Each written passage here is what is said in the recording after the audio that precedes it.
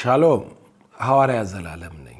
በትንሣኤ በዓል ምክንያት ስለ ተስፋ መንገድ እያስተማርኩኝ ነበር።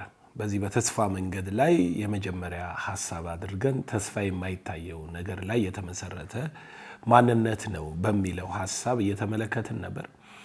በሁለተኛው ቀን ላይ የተስፋን በጊዜ ቀመር ሰርተን ፓስት ፕሬዘንት እና ፊውቸርን አያይዘን እየተነጋገርን ነበር።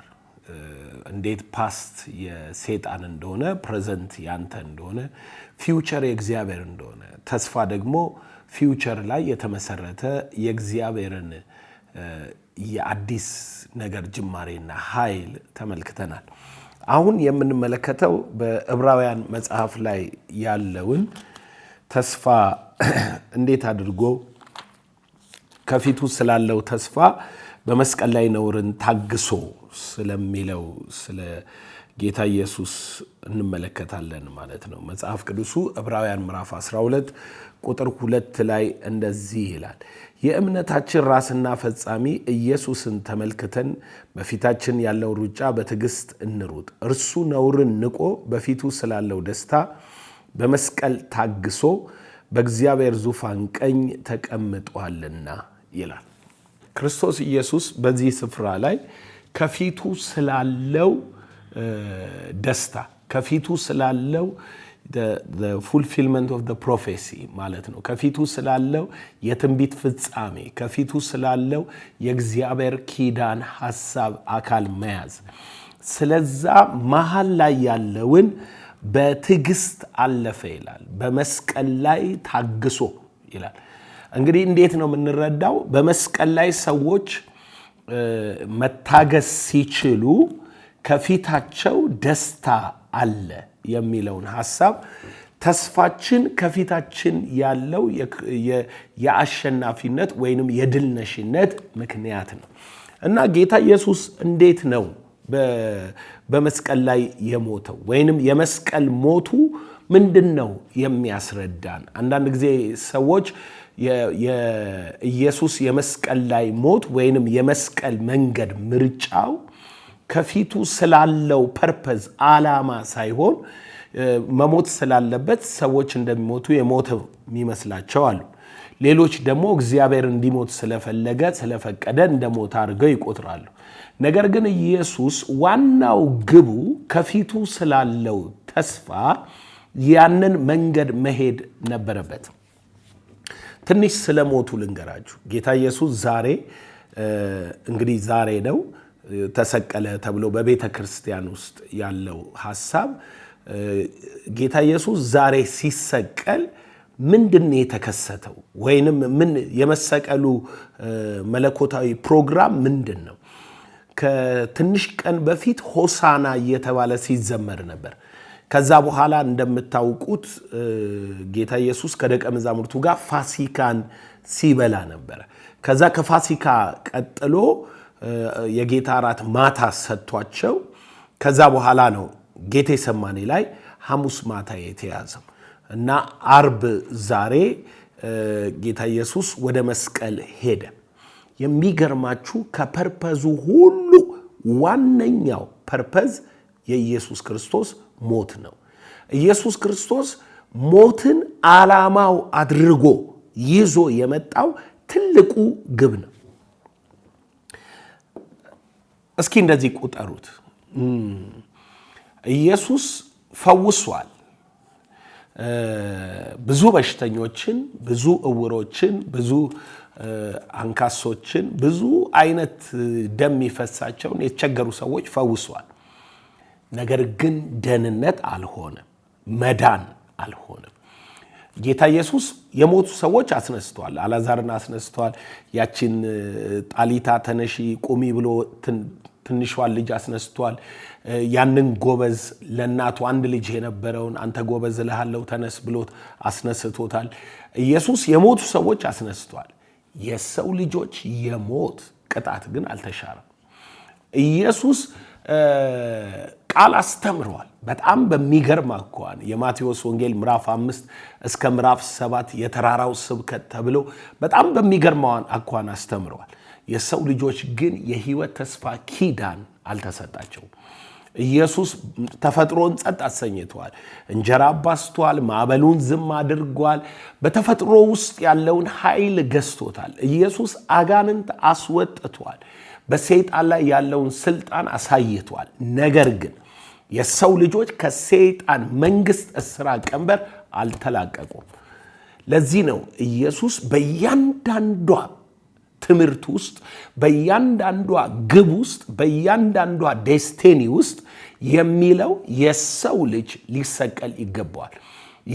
የሚታረድ የእግዚአብሔር በግ፣ ይሄንን መቅደስ አፍርሱት፣ በሶስተኛው ቀን አስነሳዋለሁ። የሰው ልጅ ለፈሪሳውያን ለአሕዛብ ታልፎ ይሰጣል። እያንዳንዷ ነገር የምትነግረን ኢየሱስ ቤዛ እንደሚሆን ቤዛነቱን። ይሄ ደግሞ ቤዛነቱ ከምን የተነሳ ነው? ወይንም ምንድነው ቤዛ እንዲሆን ያደረገው ሲባል የመዳናችን የመጨረሻው ተስፋ እዛ ላይ ስላለ ተስፋው። አሁን ብዙ ሰው ተስፋን በቁጭ ብሎ የሚጠብቅ ሰው አለ። ተስፋን ምን ማለት መሰላችሁ? ኢየሱስ ስለ እርሱ ትንቢት ተነገረ። እንደ ተስፋ ቃሉ ኢየሱስ መጣ። ከዛ በኋላ ይሄ የተስፋ ቃል ወደ አንተ እንዲሸጋገር የግድ ኢየሱስ መሃል ላይ መሞት ነበረበት።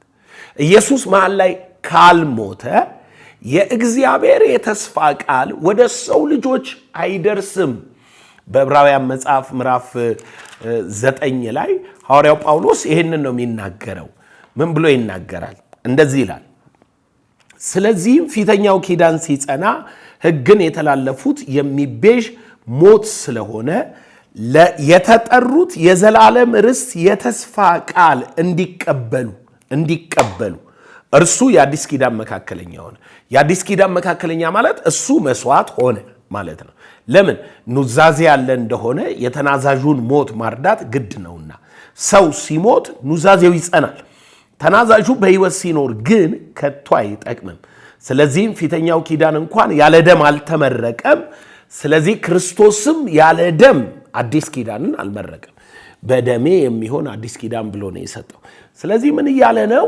የተስፋውን ቃል ወደ እናንተ ያዞረው ዘንድ፣ የተስፋውን ቃል ርስት አድርጋችሁ ተወርሱ ዘንድ የእግዚአብሔር ልጅ ኢየሱስ ክርስቶስ አስቀድሞ ለእናንተ መሞት ነበረበት። እንግዲህ ይሄ የተስፋ ቃል አልጋ በአልጋ በሆነ መንገድ አይፈጸምም ማለት ነው። ሐዋርያው ጳውሎስ የገባው ትልቅ ምስጢር ይሄ ነው። አይሁዶች ያልገባቸው ኢየሱስ ክርስቶስ እንደሆነ ማያምኑ አይሁዶች ያልገባቸው ምስጢር ይሄ ነው። ይሄ ነው ምስጢሩ። ምንድነው እነሱ የሚጠብቁት? የተስፋ ቃል ቀጥታ እንዲፈጸምላቸው። የተስፋው ቃል መሲሁ መጥቶ ንጉሱን ሽሮ አሕዛብን አውርዶ ሞትን አጥፍቶ በሕይወት መኖር ነው የፈለጉት። ኢየሱስ በዮሐንስ ወንጌል ምዕራፍ 12 ቁጥር 30 ላይ ስለዚህ ወደዚህ ዓለም መጥቻለሁ ይላል። ቁጥር 28 ላይ ስለዚህ ወደዚህ ዓለም መጥቻለሁ አባት ሆይ ስምህን አክብረው ካለ በኋላ አሁን የዚህ ዓለም ፍርድ ደርሷል፣ የዚህ ዓለም ገዢ ወደ ውጪ ይጣላል። አስተዋላችሁ? የዚህ ዓለም ገዢ ወደ ውጪ ይጣላል። የዚህ ዓለም ፍርድ ስለደረሰ ይሄ የዚህ ዓለም ፍርድ እና የዚህ ዓለም ገዢ ወደ ውጪ የሚጣለው ማንነት ማለት ነው። በምንድነው የሚሆነው ተብሎ ሲጠየቅ እኔን ከምድር ከፍ ከፍ ያረጋችሁኝ እንደው ሁሉን ወደ እኔ ይስባለዋል። በምን አይነት ሞት እንደሚሞት ሲያመለክት ይህን ተናገረ ይላል። ቀጥሎ ፈሪሳውያን ምን አሉት? እኛ ክርስቶስ ለዘላለም እንዲኖር ሰምተናል፣ አንተ ይህ ይሞታል ምትለው ማን ነው? አያችሁት? የተስፋ ቃልህ በዋጋ ውስጥ፣ በመከራ ውስጥ፣ በጭንቀት ውስጥ ከፊቱ ስላለው ደስታ በመስቀል ላይ ሞት አልፎ ነው። እጅህን አጣምረ የተስፋ ቃል አካል አይዝም። ቁጭ ብለህ ጠብቀህ የተስፋ ቃል አካል አይዝም። የተስፋ ቃል አካል የሚይዘው ሰዎች በታላቅ ገድልና መከራው ሲያልፉ ነው። ያ መከራ ኔቸራቸውን እንዲለውጡ ያደርጋቸዋል። ወዴት? ይሄ የሚሞተው ወደ ሞት ሲሄድ የማይሞተው ትንሣኤን ያገኛል። አየህ፣ በሚቀጥሉት ቀናት የተስፋ ቃላችን ሕያው ነው የሚለውን እሱን እያየን ስንሄድ ይገባቸዋል። ዛሬ ግን መሰረታዊ የሆነው የመስቀል ላይ ሞት በእግዚአብሔር የተስፋ ቃል ሽግግር የመጨረሻው መንገድ ነው። አንተ በመገረፉ ቁስል ተፈውሰሃል የሚለው የተስፋ ቃል እንዲሰራብህ እስኪ እንሂድና እንመልከት። ኢሳይያስ 53 ላይ ምን ይላል? እንደዚህ ይላል ኢሳይያስ 53 በእውነት ደዌያችንን ተቀበለ፣ የኛን ማለት ነው፣ ሕመማችንን ተሸክሟል። እኛ ግን እኛ እንዲህ እያለ ነው ነቢዩ የሚጽፈው፣ እኛ ግን እንደተመታ በእግዚአብሔር እንደተቀሰፈ እንደተቸገረ ቆጠር ነው። እኛ የራሱን ዋጋ የሚከፍል መሰለን። ፕሮፌቲክ ቃሉ እኛ ኢየሱስን አንደርስታንድ ያደረግነው ሮማውያን ይዘው ፈሪሳውያን አሰቅለውት ምናምን በሚለው ኮንሴፕት ነው። ነገር ግን የተስፋው ቃል የሚለው እንደዚህ ነው። እርሱ ግን ስለ መተላለፋችን ቆሰለ፣ ስለ በደላችን ደቀቀ፣ የደህንነታችን ተግሳጽ በእርሱ ላይ ነበረ፣ በእርሱ ቁስል እኛ ተፈወስን። አይገርምም? እንዴት ብሎ እንዳስቀመጠው። እርሱ ግን ለካ ተቸግሮ አይደለም፣ እግዚአብሔር ቀስፎት አይደለም። የሆነው ነገር ምንድነው? ስለ መተላለፋችን፣ ስለ በደላችን ደቀ፣ የደህንነታችን ለኛ የመዳን ተግሳጽ። መዳን ማለት አንተ መቀበል የነበረብህን ቅጣት እርሱ ተቀበለልህ። የደህንነት ተግሳጽ እግዚአብሔር ከገሰጸው በኋላ አንተ ደህንነት ተቀበልክ። በእርሱ ቁስል እኛ ተፈወስን። እሱ ቆሰለ፣ እኛ ተፈወስን።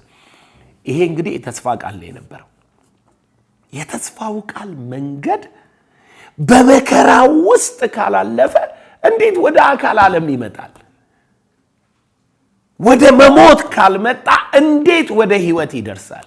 ለዚህ ነው ኢየሱስ በእያንዳንዷ የወንጌል ምዕራፍ መሞቱን ዓላማ አድርጎ የወጣው። የኢየሱስ መሞት አጋጣሚያዊ ሞት አይደለም። አንዳንድ ሃይማኖቶች ጌታ ኢየሱስ አልተሰቀለም አልሞተም ይላሉ። ለምንድን ነው ስትል ለኔ ኃጢአት ሌላ ሊሞትልኝ አይችልም ይላሉ።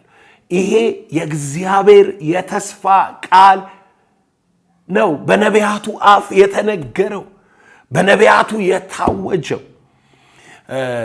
አንድ መዝሙረ ዳዊት ላይ አንድ በጣም የሚገርም ቃል አለ። በጣም የሚገርም ቃል አለ።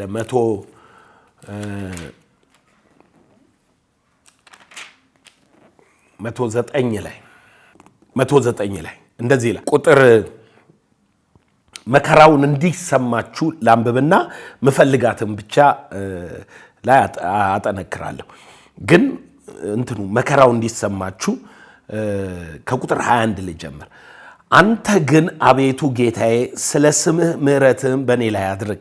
ምሕረትህ መልካም ናትና አድነኝ።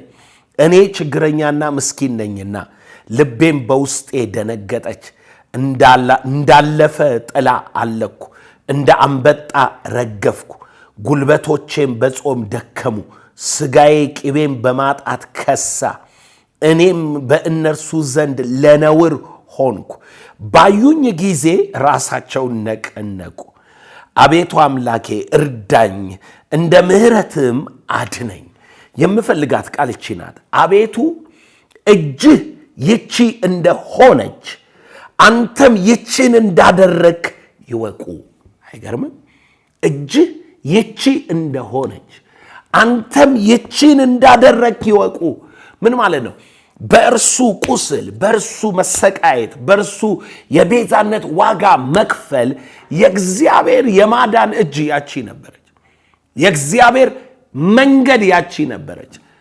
የተስፋ መንገድ ባልጋ አልጋ ጨዋታ አይመጣም። በተስተካከለ ሜዳ አይመጣም። የተስፋ መንገድ ዋጋ በመክፈል ካለፈው ወደ አዲሱ ምዕራፍ መገባት ግዴታ ነው። ዝም ተብሎ አይዘለልም።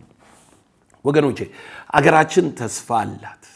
በአገራችን ላይ የሆነ ያለው ነገር ሁሉ ወደ ተስፋችን የሚመራን የሚነዳን አካሄድ ነው ያለው።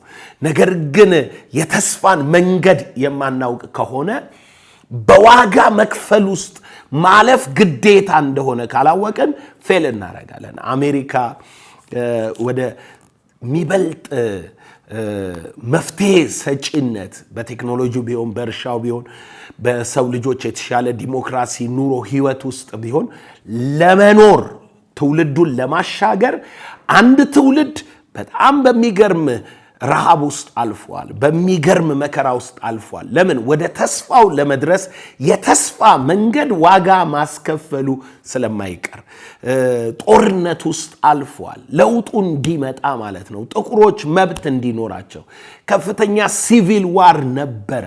አሜሪካ ውስጥ ከፍተኛ ሲቪል ዋር አልፏል። ያንን መንገድ አልፈው ነው ሁሉን አቃፊ የሆነውን ዩናይትድ ስቴት የመሰረቱት። ሌሎቹን ከነሱ ውጭ የነበሩ አገሮችን ጭምር እየጠቀለሉ ወደዚህ ማንነት ውስጥ የከተቷቸው። መንገዱ መታወቅ አለበት። በጣም ብዙ ሰው የተስፋን መንገድ አያውቅም። ነገር ግን የተስፋን እንጀራ ቁጭ ብሎ ይጠብቃል። ወደ ተስፋ ፍጻሜ የሚደርሰው ማን እንደሆነ ታውቃላችሁ? እችን የአርብ መስቀል የሚበላት ሰው ነው። ወደ ተስፋው ፍጻሜ የሚመጣው የተለመደውን መንገድ ጥሎ አዲሱን መንገድ ለመጀመር አርብ ዕለት መከራውን መቀበል አለበት። እግዚአብሔር በተስፋው መንገድ ላይ ትድናላችሁ ብሎ አልቆመም። የአርብን ሞት የአርብን መስቀል በሕይወታችን ላይ አምጥቷል። ይሄ የአርብ ሞት ነው ወደ ተስፋው ኪዳን ሕይወት የሚያስገባን። ተስፋውን አካል ይዞ ማየት የሚፈልግ ሰው የተስፋው መንገድ የሆነውን መስቀሉን መሸከም አለበት። ቻይናን ምሳሌ አድርጌ ልንገራችሁ። ቻይና እንደ አገር ዛሬ ዓለምን የምታንቀጠቅጥ ፍርሃት የምትጨምር ከአራት ወይንም 7 ታላላቅ አገሮች በቁጥር ከሚጠሩ ጥቂት አገሮች ውስጥ ዋና ተብሎ አሁን ደግሞ በኢኮኖሚው በቴክኖሎጂውም በአሰራርም ከፍተኛ ደረጃ ላይ የደረሰች አገር ናት። በህዝብ ብዛቷ በጣም ብዙ ናት። እና አንድ ዘመን ላይ ቻይኖች የሚበሉት አልነበራቸው። የጫማ ሶል እየቀቀሉ ነበር የሚበሉት። አንድ ዜና ሰማሁኝ ከጥቂት ዓመት በፊት። ታውቃላችሁ ቻይኖች ባህር ውስጥ ያገኙትን ነገር ሁሉ ይበላሉ። ያገኙትን እንስሳም ሁሉ ይበላሉ። አንዳንድ አገር ላይ የማይበሉ እንስሶች አሉ። ለምሳሌ እኛ አገር ላይ ፈረስ፣ አህያ፣ ውሻ ምናምን አይበላም። ቻይና ግን ሁሉንም ነው የሚበላው። እኛ አገር ላይ የአሳ አይነቶች ጥቂት ነው የምንበላው፣ ሌሎቹን አንበላም። ከድሮ ጀምሮ አይደለም ቻይናም የሚበሉት። ቻይና በታላቅ መከራ ውስጥ ባለፈች ጊዜ የቻይና መንግስት መብላት የምትችሉትን ሁሉ ብሉ ብሎ ዲክሌር አድርጎ ያንን የመከራ መንገድ ስለሄዱበት ነው ሁሉንም ነገር የሚበሉት። ሁሉንም ነው የሚበሉት ባይዘወይ። ከዛ አሁን ማለት ነው አሁን ከ50 ዓመት በኋላ የቻይና መንግስት ያንን አዋጅ ገልብጦ አወጣው። ቻይናውያን አሁን ያለንበት የኢኮኖሚና እንትን መጠን አቅማችን እንዲህ ስለሆነ የምትበሉትን ነገር ምረጡ ብሎ አዋጅ አወጣው። ውሸት አይደለም ማውራችሁ፣ እውነት እኮ ነው። ምን ማለት ነው? ቻይና አሁን ያለው ትውልድ መርጦ መብላት የሚችልበት ደረጃ ላይ ደርሷል። በፊት የነበረው ትውልድ ሚበላው ስለሌለው ምትጸየፈው ነገር አይኑር ሁሉንም ብላ አለው። የቻይናውያን አርብ ማለት ነው። አርባቸው ያ ነው መከራቸው። ጫማ ቀቅለው የበሉበት ያ ወደ ተስፋው ለመሻገር ወደ አዲስ ትውልድ ለማለፍ ታሪክ ለመቀየር ስርዓትን ለመለወጥ በተፈለገ ጊዜ አንድ መንገድ ግድ ነው፣ የመስቀሉ መንገድ። ተስፋ በአጋጣሚ ወደ መፈጸም አይመጣም። በታላቅ ቻሌንጅ ውስጥ ነው መፍትሄ ፈጣሪ የሚመጣው። ትልቁ ችግራችን ምንድን ነው? በተስፋ የሌለው ህዝብ መከራ ሲገጥመው ተበላልቶ ያልቃል፣ ተገዳድሎ ያልቃል፣ ተዘራርፎ ያልቃል። የተጀመረውን የተስፋ መንገድ ወይንም የተስፋን ራዕይ የሚያጨልም አሰራርና አደራረግ ያመጣል። አመጽ ይሆናል፣ ጸብ ይሆናል፣ ሌብነት ይሆናል፣ ውንብድና ይሆናል። ሰዎች ተስፋን አካል የሚያስይዝ ዋጋ ክፍያው ሳይሆን የሚገቡት ተስፋን የባሰ በመቁረጥ ተስፋ በመቁረጥ የዲስከሬጅመንት ተግባራትን ይፈጽማሉ። ስለ ተስፋ መከራ መቀበልና ተስፋ የቆረጠ ሰው የሚያደርገው ድርጊት ወደ ተስፋው አሸናፊነት አያደርስም። ስለ ተስፋ መከራ መቀበል ወደ ተስፋው አሸናፊነት ሲያደርስ፣ ተስፋ የቆረጠ ሰው ግን እጁ ላይ የነበረውንም የህይወት ኃይል ያጣል። ሁለቱም መከራ ሊሆን ይችላል። አንደኛው መከራ መፍትሄ ፈላጊ መከራ ነው። ለምሳሌ የጌታ ኢየሱስ መስቀል መፍትሄ ፈላጊ መከራ ነው። ምክንያቱም እየከፈለ ያለው ዋጋ ከእርሱ በኋላ ለሚመጡት የሚሆን ብርሃን ነው።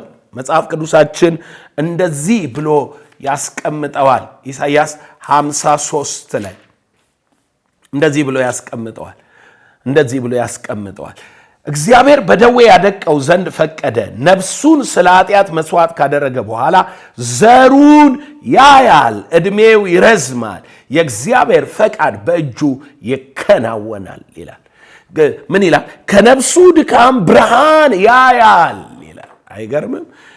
ኢሳይያስ 53:10 ላይ ከነፍሱ ድካም ብርሃን ያያል፣ ሪዘሬክሽን ያያል፣ ከፊቱ ያለውን ተስፋ ያያል። አየ ኢየሱስ በመስቀል ላይ የታገሰው ለዚህ ነው። መፍትሄ ተኮር ነው።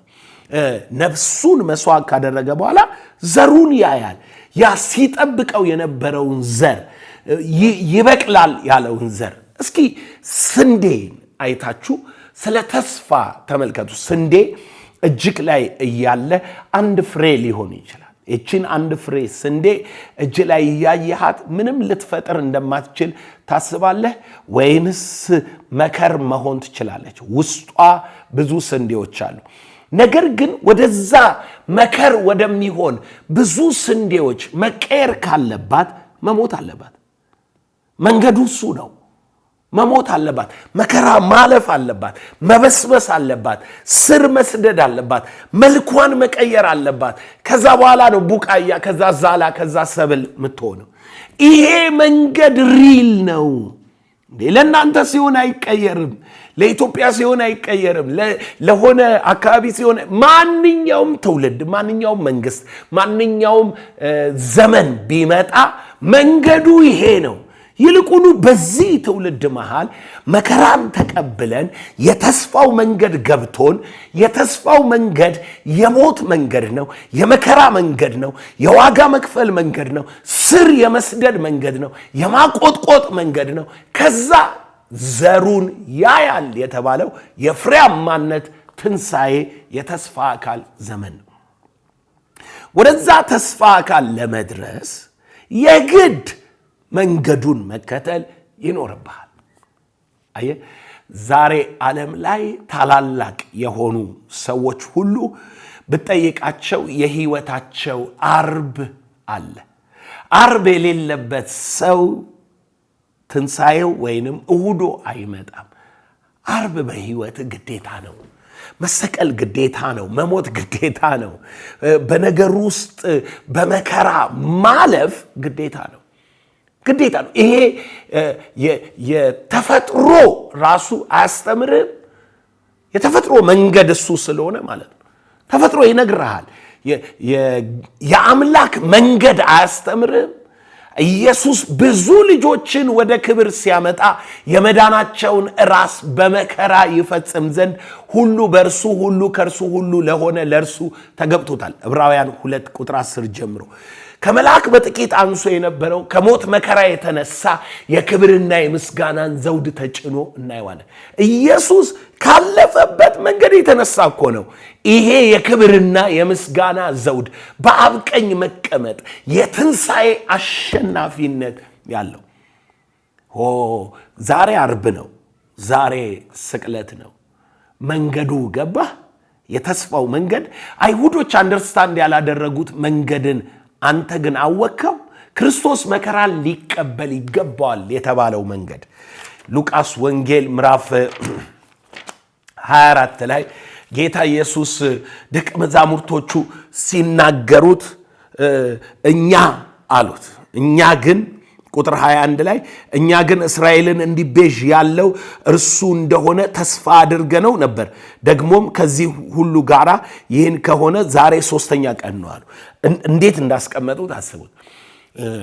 እንዴት ቢረዱ ነው እስራኤልን የሚቤዥ እርሱ እንደሆነ ተስፋ አድርገን ነበር አሉ። በምን ይቤዥ? ዋጋህን ካልከፈለ፣ ሞትህን ካልሞተ፣ በሽታህን ካልተሸከመ፣ እርግማንህን ካልያዘ፣ ኃጢአትህን ካልተሸከመ በምን ይቤዥ? ቃላቸው የተስፋውን መንገድ እንዳላወቁ ያስታወቃል። ተስፋ አድርገን ነበር። ምን አይነት ተስፋ አድርገው ነው ያለ መከራ መንገድ የሚገኝ ድል የጠበቁት? ክርስቶስ ግን እንደዚህ አላቸው። ደግሞም ከኛ አንዳንዶች እንዲህ አሉት ሲሉት እርሱ ደግሞ እንዲህ አለ። ቁጥር 25 እርሱም እናንተ የማታስተውሉ ነቢያት የተናገሩትን ሁሉ ልባችሁ ከማመን የዘገየ ክርስቶስ ይህንን መከራ ይቀበል ዘንድ ወደ ክብር ይገባ ዘንድ ይገባው የለምን አላቸው። ምን እንዳለ ሰማችሁ? ክርስቶስ ይህንን መከራ ይቀበል ዘንድ ወደ ክብር ይገባ ዘንድ። በሌላ አማርኛ መሃል ላይ መከራ አለ። ክርስቶስ አጨብጭበውለት ሚነግስ አይደለም። ክርስቶስ መከራ እንዲቀበል ከዚያ ወደ ክብር እንዲገባው እንዲያስፈልገው ነቢያት የተናገሩትን ከማመን የዘገያችሁ። ነቢያት እኮ እጁ ይቸነከራል ብለዋል፣ ጎኑ ይወጋል ብለዋል፣ ስለኛ ይገረፋል፣ ደዌያችንን ይሸከማል፣ የሁላችን በደል በርሱ ላይ ይሆናል፣ እግዚአብሔር በመስዋዕቱ በግ ያድነናል። ይህች እጅ ናት። በጣም ብዙ የነቢያትና የመዝሙራት ድምፅ ክርስቶስ መከራ ይቀበላል። ወንጌል ይሄ ነው። የተስፋው መንገድ ይሄ ነው። እግዚአብሔር የተስፋህን ቃል አደረግኩልህ ብሎ አይደለም የፈጸመው። እግዚአብሔር የተስፋውን ቃል በክርስቶስ በሄደበት በመከራው መንገድ ነው በአንተ ላይ አዎንና አሜን ያደረገው። ይሄ አዎንና አሜን መንገድ፣ ይሄ አዎንና አሜን የተፈጸመ የተስፋ ቃል ላንተ የሚሰበክልህ ክርስቶስ ኢየሱስ በመከራ ውስጥ አልፎበት ነው። ይሄንን የመከራ መንገድ የተስፋው መንገድ ነው። የህይወትክ አርብ ነው። እሁድክ ይመጣል።